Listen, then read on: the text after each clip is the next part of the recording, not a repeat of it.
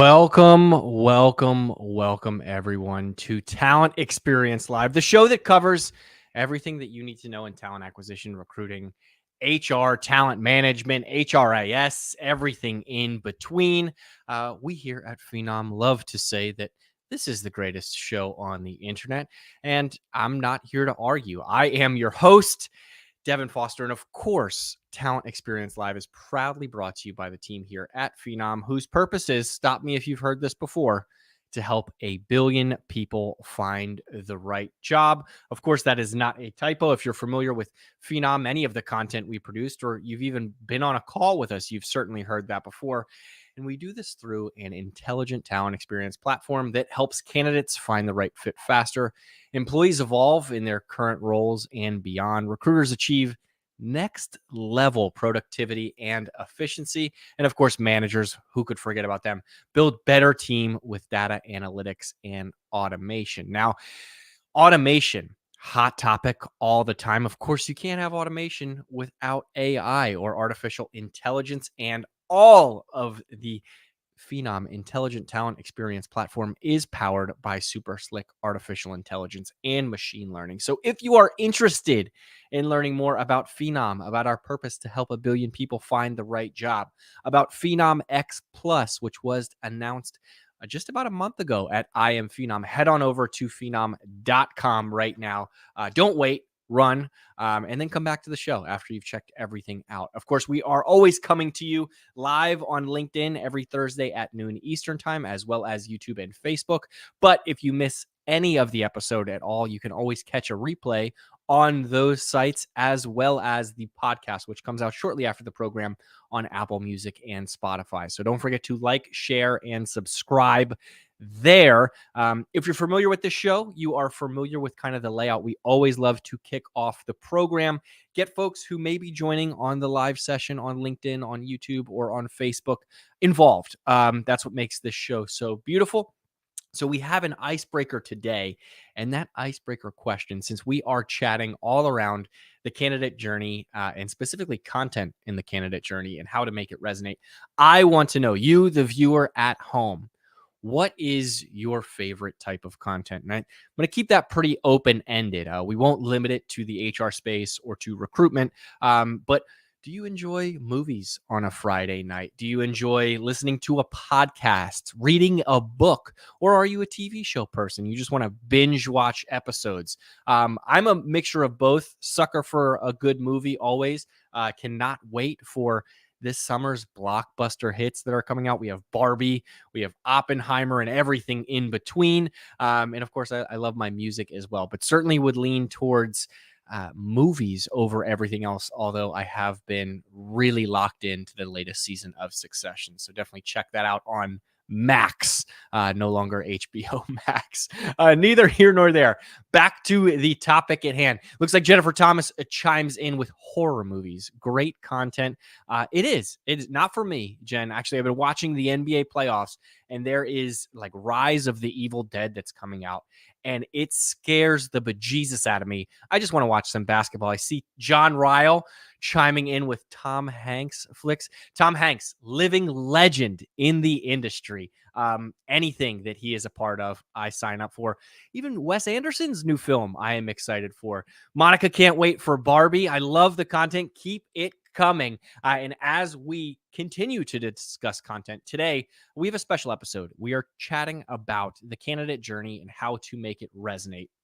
Obviously, creating compelling content is a challenge, right? It is tough to make something resonate with everyone. And then if you take that down the next level of the funnel, using it to attract top talent and increase applications is even more challenging, but it has to align with your organization as well as attract a lot of those top candidates that you are looking for. So on today's episode, we are chatting all about that, specifically with Marco Abato, who is Senior Vice President of Employer Brand, Digital and Communications at Cielo. And he's going to discuss really the power of being authentic and creating timely content throughout the candidate experience and how to get started. And the one thing that I want to key in there is timely.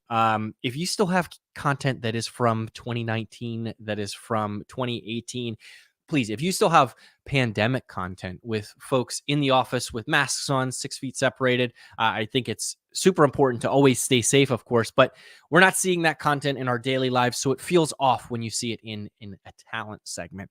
But Marco and I had the pleasure of chatting at I Am Phenom just a few weeks ago. And we sat down and we really unpacked the candidate journey and the content and how companies attack it, as well as how Cielo assists companies with getting that right type of content that resonates. So without any further hesitation, I bring to you Marco and myself live from Philadelphia, chatting about the candidate journey and how to make content resonate.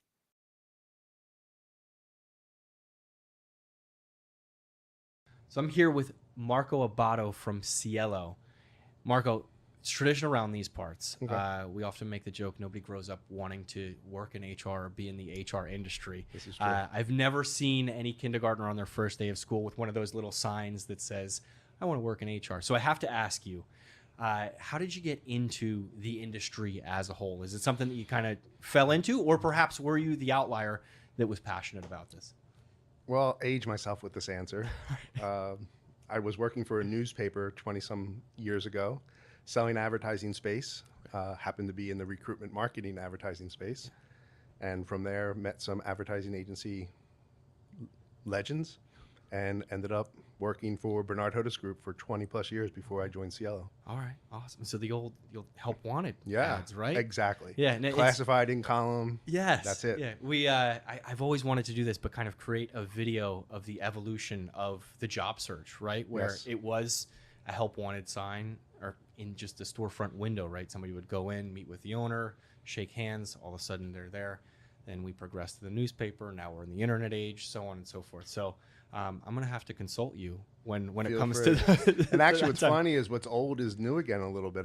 We do have quite a bit of on ground Yeah, guerrilla marketing efforts absolutely. that quite a few of our clients are using, and it's kind of funny to see that they're actually gaining some traction. Yeah, I think this is a little dark to say, but the pandemic brought back the QR code. I Correct. remember it was a huge 100%. fad, right? And then all of our menus were on QR codes, and now I'm starting to see them for application processes just on stands in your local pharmacy or gas station or wherever it may I think be. our badge might actually have Yeah, no, it exactly does. what you're talking about. It does. So yeah, exactly.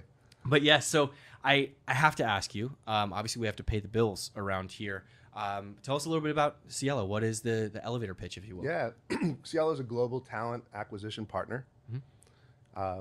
We are recruitment process outsourcing, executive search, contingent hiring, and I sit within the consulting practice. Within that consulting practice, we have technology consulting, integrations, implementations. We're actually a partner with Phenom People on implementations. I happen to lead our client engagement team, Okay. as well as I look after global brand, employer brand.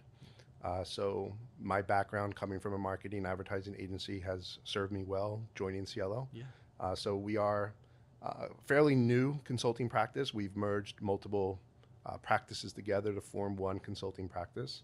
And we're really looking to see how we can impact talent for those clients that may not be RPO ready, but for those clients that have specific needs that we can help solve for. Yeah, yeah, absolutely. And I know today's topic we are talking about the candidate journey, Yes. right? And I know Phenom has been what I like to call a leader or in the renaissance of the candidate journey and kind of revolutionizing it. We've all seen the memes, right, online where it's upload your resume, now answer 50 questions around that. Yeah. And I think while we've moved away from that, we're now starting to see a real point of emphasis around creating tailored content for candidates on career sites, right? And I know we're going to get into the weeds of that a bit, but I want to ask you right off the bat, are there any telltale signs for an organization right away to see if their content is relevant or if it is something that they need to really put a focus on to enhance?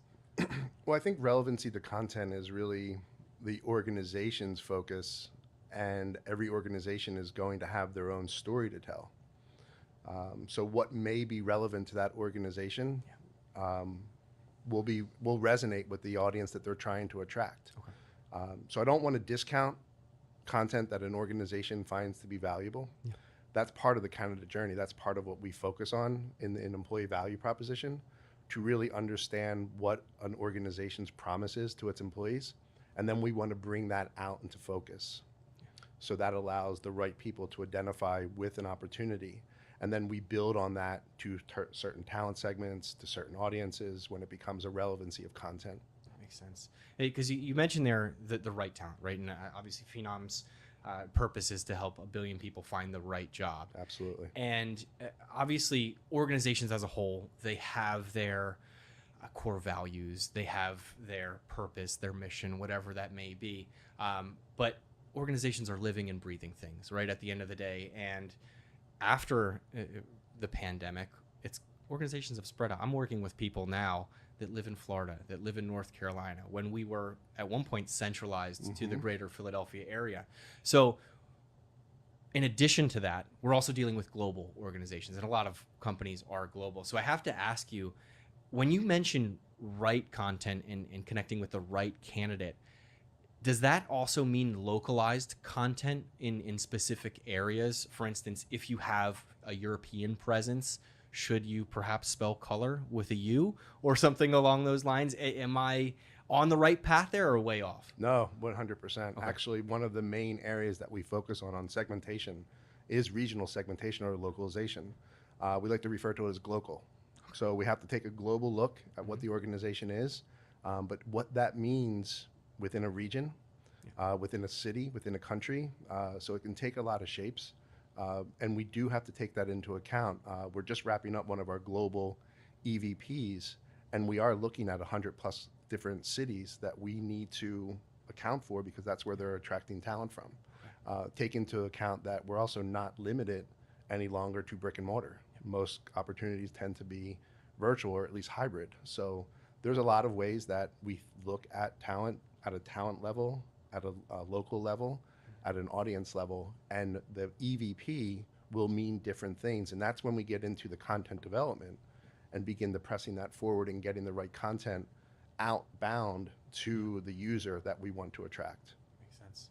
Now, honestly, when I hear content, I work in social media, I think videos, right? I think of music, whatever it may be, that sort of TikTok, Instagram.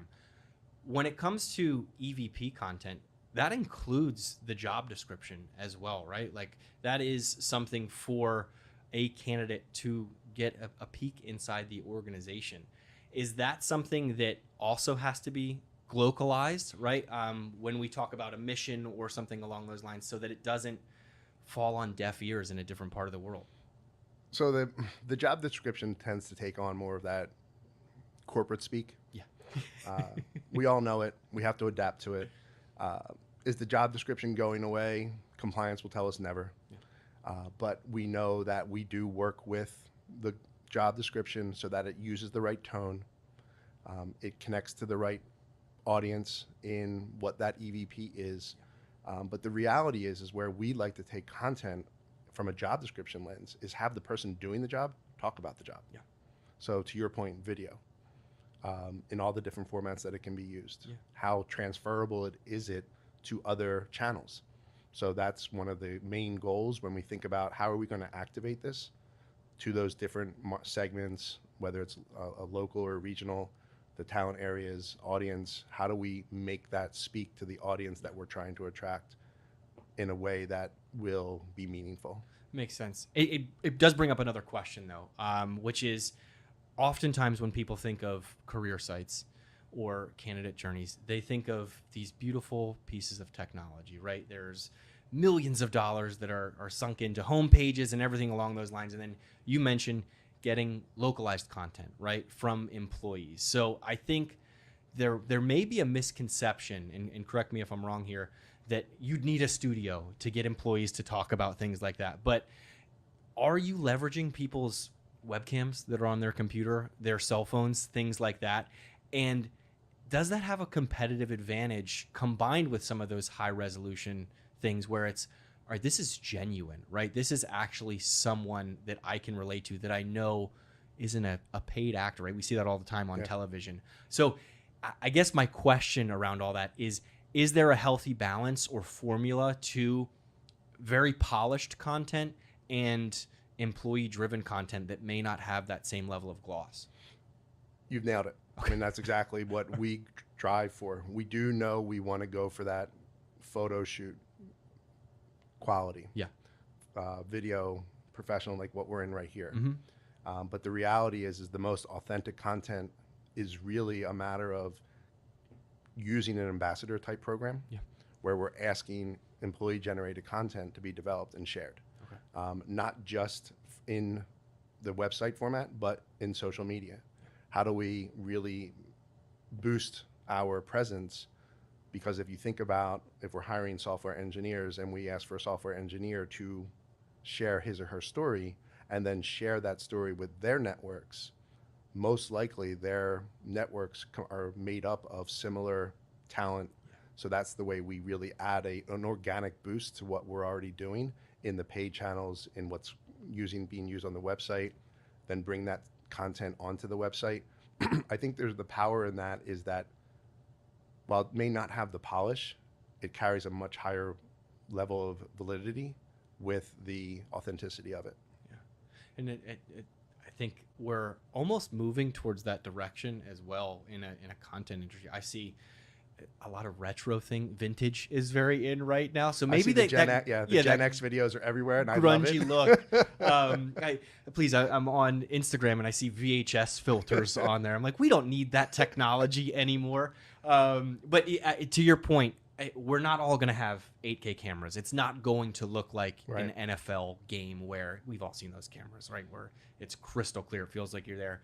But because it has that human element, it really reaches a more genuine place. And to your point, I think it does help create those ambassadors, right? Those folks who are going to network for you. It's an awesome way for a referral program. Absolutely, in that sense. And I was thinking the same thing. Yeah. But I think the other aspect of that is everyone wants that as the end goal, right? I'm sure the clients that you speak to, they're like, all right, we want this ideal mixture of both. Where would you start with an organization that maybe has a blank canvas, right? They're asking you to help really revitalize their candidate journey, Does that start at the employee level? Does it start with some examples of these high resolution, videos or stock photos or something like that, where you can showcase, hey, we're working on something here to your employees? What would you say is the first thing to attack? I think ideally you can do both. Okay. From a reality standpoint, you're going to do one or the other. Yeah. So we're actually doing some activation currently, and we're going to start with photography and video, professionally done, using actual employees, but doing it professionally, on-site photo shoot. That will be the driver of channel activation. That will be the driver of website activation. And then that will actually drive internal activation to the organization. And then what will come on the heels of that is the employee activation. And that's where we'll start generating the true employee story. And then that's where the content becomes much more powerful. So it's all wonderful to have beautiful assets, and you can use them everywhere. Mm-hmm. They can have a conference. They can go to career fairs. They can use it on their website. They can use it on all of their assets for marketing. But to really engage today's audience, the authenticity of that employee content is so much more powerful. And even from a leadership standpoint, engaging leaders in a content development program, that's wonderful to hear what a leader has to say about where they are today, what the vision is for the future, and how do we want to attack that. Yeah, and where they've been, right? Exactly. The organization's journey to that point.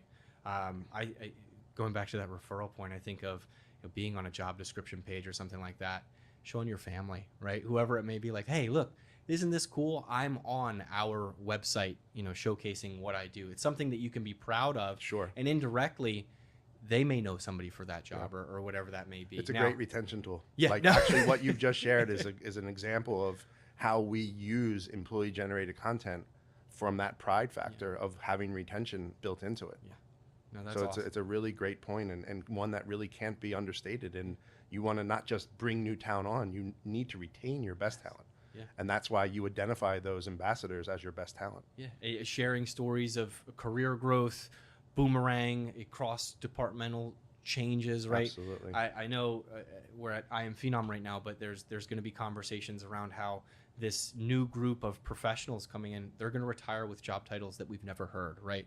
And to retain employees, to grow their skills, to have them grow within your organization is only going to help your business. Absolutely. At the end of the day. Last question that I have for you, and Okay. I think it's one that is important when talking about this. How closely should you look at your competition and what they're doing? We all know that it is a competitive job market.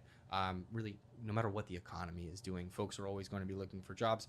It seems like a year ago we were talking about the turnover tsunami and all of this crazy scary things, and things have changed, but organizations are still looking to bring talent in, and they're fighting with their competition. So when you work with organizations, do they bring examples and say, we want this, but we want to be different? Or do you look at an organization and say, this is what we don't want to be? Or is it a combination of both? It's a combination. We actually do, when we begin any type of research, we will do basic research that includes a deeper dive into what competition is. Now, there's two types of competition. There's industry competitors, but there's also talent competitors. They could be completely different industry, but seeking the same talent, especially when you're looking at a healthcare organization. They may be looking at IT talent, but they have to be looking at the market that they're technically in, unless they want to do a relo. Yeah. Well, they're also competing with other IT organizations that are seeking that same talent. Yeah. So we do want to know what competition is doing. Okay. We do want to understand how do we make that competition work for us, but differentiate. So the differentiation has to be authentic. Yeah. Has to be unique to the organization, but authentic. So something that they can truly take a hold of. And it's going to have different pillars, different messaging matrix. Again, back to that idea of the different audiences. At the end of the day, though, the competition does help drive the outcomes, because then we have a basis of what the competitive landscape looks like for both industry and talent. Yeah. And I mean, while you're doing that, I'm sure you can gain some insights as well as to compensation, right? I know there are certain states that have announced litigation that, laws that make you post out salary ranges. It hasn't gone over swimmingly. I know that there are some terrible things about that. And Indeed and LinkedIn are actually doing it.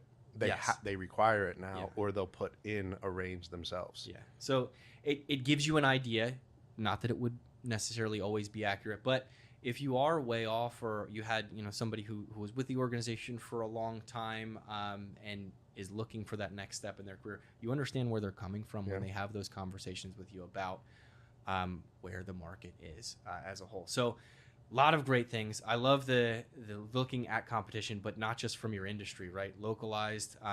We had a webinar a few months ago working with a lawn care company, and the executive said, she's not competing with organizations that are also in the lawn care industry. She's competing with the Amazons of the world, the Walmarts, right?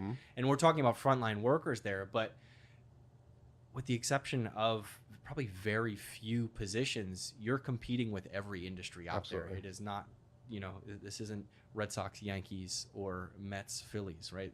You're not all playing in the same league. Right. You're competing with every other sports franchise out there. Yeah. Marco, any final thoughts? Anything that I perhaps missed out on? No, I think authenticity is always been my biggest takeaway with content and channel strategy to deliver that content. In my opinion, the website is your main piece of material owned destination, if you will. And pushing everything back to that destination, whether it come through social channels, email marketing, or paid advertising, it all comes down to authenticity. Yeah, no, that makes sense. And we're dealing with this candidate pool that lives on the internet now, right? They can see authenticity, who's being genuine and who's not. You can weed through some of those things, and they can find out. Yeah, no, absolutely. There are certainly sites that you can look up and see, as well as reach out to people that work at those organizations. Mhm. This is a day and age where you can hop on LinkedIn and connect with folks who are working in that same department really easy. beforehand, right? Send them notes, or somebody who may have left, right? And see Mhm. how long they were there. It boggles my mind that you can hop on to LinkedIn and see average tenure for organizations and things like that. So being genuine and authentic throughout the process has to be important to your Yeah, company. I agree. Awesome. Well, thank you so much for your Thank you. time. Thank you. I appreciate it, and we'll have to do it again at some point. Sounds good. I would Cool. really appreciate that. All right. Thanks.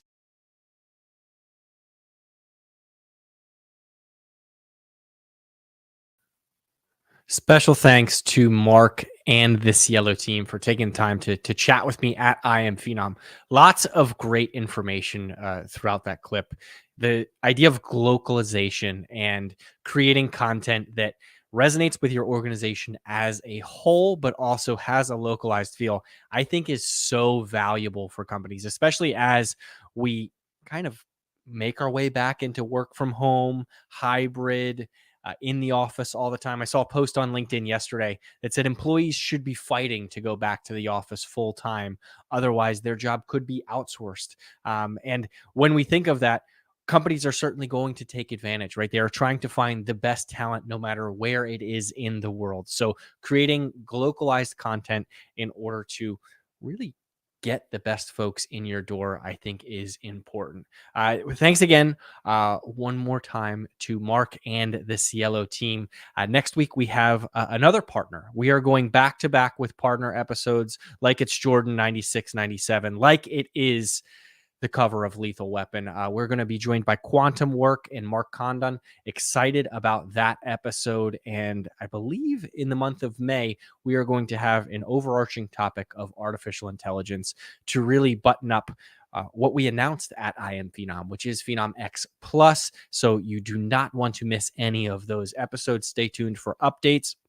I know in this description, we have a nice little hyperlink at the bottom that will allow you to get notified for future episodes. So feel free to subscribe. I hope everyone enjoyed today's episode. I want to thank John Ryle. I want to thank Monica Montessa. I want to thank Jennifer Thomas for chiming into the comment section. Again, feel free to like, share, and subscribe all of this content. I hope everyone has a safe, happy, and healthy weekend, and we will see you next week. Thanks again.